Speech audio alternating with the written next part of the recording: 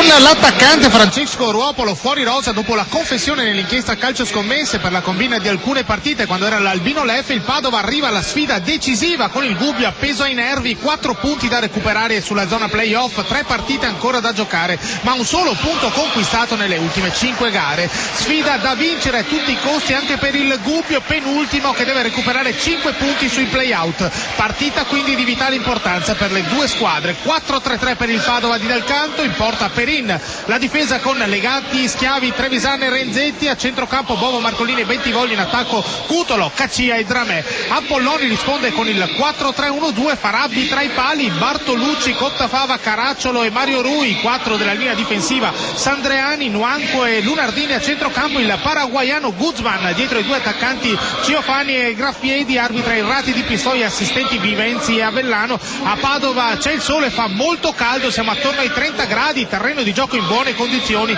scarso rispetto al solito il pubblico, meno di 7.000 spettatori. Studio Esaltante. Padova in vantaggio al 17° minuto, Schiavi, quindi Padova 1, Gubbio 0. A te. E qui è il 20°, il risultato è cambiato, Padova 1, Gubbio 0, la punizione dal lato corto di destra dell'area di rigore di Bentivoglio, davvero molto bella la girata di Schiavi, il difensore con un colpo da attaccante al volo con il destro dal dischetto del rigore, palla colpita benissimo, molto forte sotto la traversa, e così il Padova in vantaggio. Il Gubbio però ha avuto immediata l'occasione per il pari, è arrivato fino sul fondo Mario Rui a sinistra, ha messo in mezzo un pallone prezioso per Sandreani, solo all'altezza del dischetto del rigore, il tiro del centrocampista con il piatto destro e la palla sul fondo, fallita così l'occasione per l'1-1. 20° di gioco, Padova 1, Gubbio 0, linea Crotone. Adesso il Padova, Dramè sulla sinistra, siamo all'altezza del lato corto dell'area di rigore, tenta di mettere il passaggio in mezzo, si chiude però la difesa che però perde palla, Cutolo,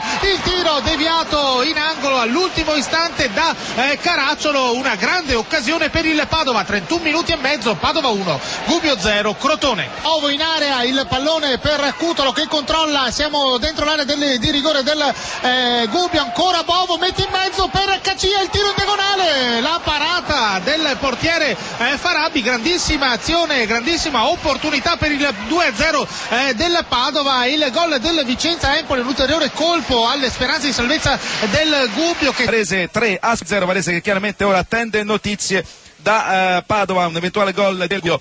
Il gol invece di Caccia, 2-0 del Padova, 17° minuto, quindi il Padova raddoppia.